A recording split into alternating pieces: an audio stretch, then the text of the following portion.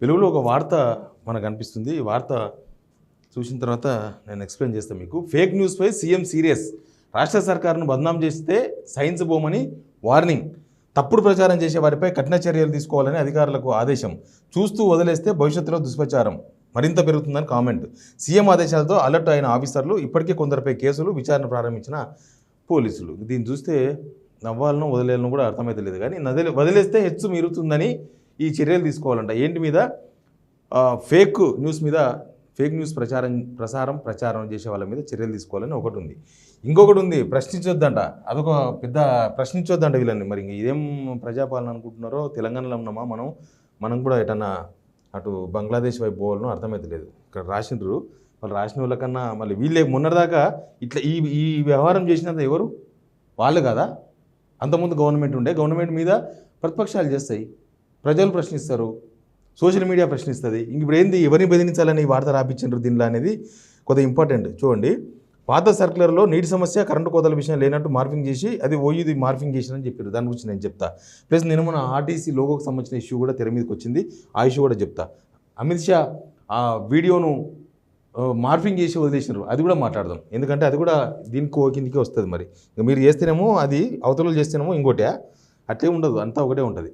ఇప్పుడు ఏంటంటే మీకు ముఖ్యంగా దీనిలో చెప్పాల్సింది ఏంటంటే, రాజకీయ ప్రేరేపిత ఫేక్ పోస్టులు సోషల్ మీడియాలో తెగ వైరల్ అవుతున్నాయి.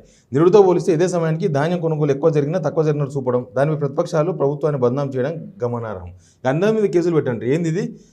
కరెంటు కోతలు, వాటర్ సమస్యలు, ధాన్యం కొనుగోలుకు సంబంధించి కాంగ్రెస్ ప్రభుత్వాన్ని బదనాం చేసేలా రాజకీయ ప్రేరిత చర్యలంట. అంటే ఏంది? ఏం లేకున్నా కరెంటు పోయినా గమ్మున ఉండాలి.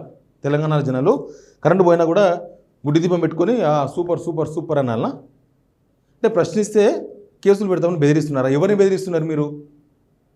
ఇవ్వరు. ఇప్పుడు డైరెక్ట్గా ప్రతిపక్షాలనే బెదిరిస్తే మిగతా ప్రశ్నించే వాళ్ళందరూ కూడా మూగపోతారు అనుకుంటున్నారా? జనం కూడా ప్రశ్నించొద్దా? ఎందుకు? మీరేమన్నా పైనకి వెళ్ళి దిగొచ్చిండ్రా? పోయిన ప్రభుత్వాన్ని ఎవరు ప్రశ్నించలేదా? సోషల్ మీడియాలో పోయిన ప్రభుత్వం మీద ఏం మాట్లాడలేదు, ఎవరు వేయలేదా? సెక్రటరీ కింద గనులు, బంగారు గనులు ఉన్నాయి, తవ్వుకున్నారని ప్రచారం చేసింది ఎవరు? అదేం ప్రచారం అనాలి దాన్ని?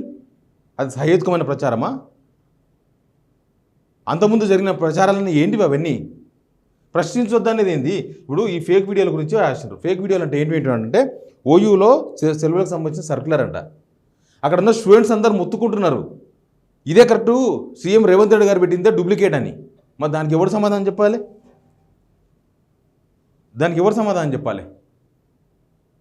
ప్లస్ ఈ ఆర్టీసీ లోగోలది ముందు ఎన్టీవీలో వేసిండ్రు, బిగ్ న్యూస్లో వేసిండ్రు, బిగ్ టీవీలో వేసిండ్రు, తర్వాత వెలుగులో కూడా వేసిండ్రు. ఈ ముగ్గురు కాదని చెప్పి షేర్ చేసిన వాళ్ళ మీద ఫేక్ కేసులు పెట్టిండ్రు. ఇప్పుడు ఫేక్ ప్రచారం చేసిన వాళ్ళు, ఫేక్ తయారు చేసిన వాళ్ళు ఎవరు కనబడరు మీకు. ఫేక్ పోస్ట్ చేసినందుకు వాళ్ళ మీద కేసులు బుక్ చేసిండ్రు. నేను చెప్పేది ఏంటంటే, నిజంగానే ఫేక్ ప్రచారం చేసే వాళ్ళ మీద కేసులు బుక్ చేయాలి. ఇప్పుడు రేవంత్ రెడ్డి మీదనో, లేకపోతే కాంగ్రెస్ సోషల్ మీడియా వారియర్స్ మీద అమిత్ షా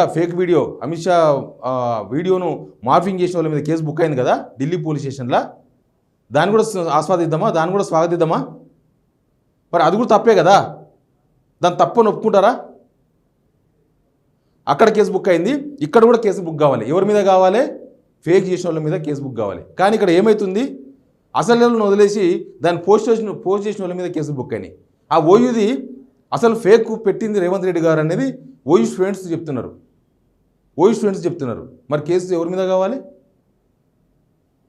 ఇక్కడ కొంతమందిని వదిలేసి, అసలు ప్రచారం చేసిన వాళ్ళను, ప్రసారం చేసిన టీవీలను వదిలేసి, ఈ కొంత దిలీప్ మీదనో, హరీష్ రెడ్డి మీదనో కేసు పెట్టిన వాళ్ళు ఏమనాలి? అందరి మీద కేసులు కావాలి. అప్పుడు ఫేక్ ప్రచారం చేసిన వాళ్ళ మీద, తయారు చేసిన వాళ్ళ మీద కేసులు కావాలి, కానీ ఫేక్ కేసులు కావద్దు. ఓయూది ప్లస్ ఇప్పుడు ఈ ఆర్టీసీ లోగో విషయంలో ఫేక్ కేసులే పెట్టింది కదా, అవి ఫేక్ కేసులు కాదా? ప్రశ్నించొద్దా దాన్నను? కరెంటు పోయినా ఏమనొద్దు, నీళ్లు రాకపోయినా నోరు మూసుకొని ఉండాలి, పంటలు ఎండిపోయినా రైతులు మాట్లాడొద్దు, ఉద్యోగాలు ఇవ్వకపోయినా నిరుద్యోగులు మాట్లాడొద్దు, రేషన్ కార్డులు ఇవ్వకపోతే జనం మాట్లాడొద్దు, 4000 పెన్షన్ ఇవ్వకపోతే ముసలోళ్ళు మాట్లాడొద్దు, ఎవ్వరు మాట్లాడొద్దు. ఇదే ఎందుకు? ఇదేనా ప్రజాపాలన? దీనికోసమేనా ఓట్లు ఇప్పించుకుంది? మార్పు అని ఏం తేడా ఉంది మీకు? నాకు అర్థం కాలే. ఈ వార్త రాపిస్తే మీకు ఏమైనా క్రీడమ్ వస్తుంది? గవర్నమెంట్ ఇంకా లాస్.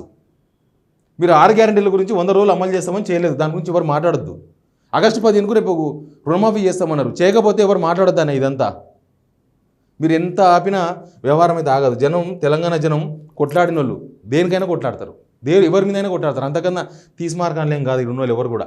కాబట్టి ఇట్లాంటి వార్తలు ఎవరి బెదిరికి రాసిండ్రో ఎవరు బెదిరికి రాపించుకున్నారో తెలియదు, కానీ సమస్య వస్తే తెలంగాణ జనం ఉక్కు పిడికిలా బయటకు వస్తారు. దీనిలో డౌట్ లేదు.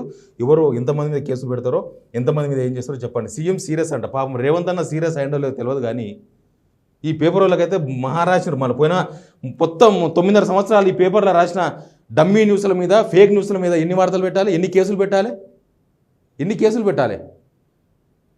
పలానా ఫామ్ హౌస్లో పలానా ఇష్యూ జరిగిందని రాసిండ్రు, వీళ్ళు వచ్చి చూసొచ్చిండ్రా, అది డమ్మీ కేసు కాదా, ఫేక్ న్యూస్ కాదా? అప్పుడు అది కాళేశ్వరం మొత్తం నాశనం చేసింది, కాళేశ్వరంతో లాభమే లేదు, 1 ఎకరాకు నీళ్ళు వాలేదని రాసిండ్రు. మొన్ననే మళ్ళీ వీళ్ళే రాసిండ్రు కాళేశ్వరం ప్రాజెక్ట్ లేకపోవడంతో నీళ్ళు ఎండిపోయినాయి, వివిధ ప్రాజెక్టుల్లో మొత్తం అడగండిపోయినాయి నీళ్ళు, ఎల్లంపల్లిలో మొత్తం డెడ్ స్టోరేజ్కి వచ్చినాయని. మరి అది ఫేక్ అయినప్పుడు దాని మీద కేసు కావద్దా? ఫేక్ కావాలి కదా ఫేక్ అన్నప్పుడు ఫేకే, అన్నిటి మీద ఫేకే. కాబట్టి నేను రేవంత్ అన్నకి చెప్తున్నాను, ఎందుకంటే రేవంత్ అన్నతో నేను కూడా సహవాసం చేసినాను యాజ్ ఏ రిపోర్టర్గా. రేవంత్ అన్న అయితే అట్లాంటి పనులు చేయడు, ఎందుకంటే ఆయన కూడా ప్రశ్నించే గొంతు కాబట్టి ప్రశ్నించే వాళ్ళకు సమాధానం చెప్తాడేమో నేను అనుకుంటున్నా. అనవసరమైన వార్తలు రాసి ఆయన ఇజ్జత్ తీస్తున్నారేమో అనుకుంటున్నాను నేను. లేకపోతే ఎవరన్నా ఆయనకు చెప్పి ఇట్లాంటివి సీరియస్ కావాలి మీరు, తర్వాత మన పేపర్లో, మన అచ్చు పేపర్లో 2 ఉంటాయి, 1-2 దానిలో మన వార్తలు ఫుల్గా వస్తాయని, ఇట్లాంటి వార్త మనం సీరియస్ కాగానే రాస్తారని. ఇప్పుడు తెలంగాణలో అందరూ సీరియస్ అయిన ఆయన, అందరూ ఉప్పు కారం తినతోలే జమైనరు. తెలంగాణ అంటేనే పెద్ద కథ. మన వల్ల తిండి తెలుసుగా ఎట్టుంటుందో అట్లే ఉంటుంది. కరెంటు పోతే అప్పటిదప్పుడే అమ్మ నక్కని తిడతారు, అది మన కథ. అట్లే ఉంటుంది. మన తెలంగాణ జనాన్ని అర్థం చేసుకోకపోతే, తెలంగాణ ఆత్మని అర్థం చేసుకోలేకపోతే ఎంత సీరియస్ అయినా వేస్ట్, వృధా. ప్రశ్నించే వాళ్ళని మాత్రం ఎవరు ఆపలేరు. ఎన్ని జైలు కట్టినా తెలంగాణ జనం ప్రశ్నిస్తూనే ఉంటారు, ఇది మాత్రం guarantee. Please subscribe signal TV.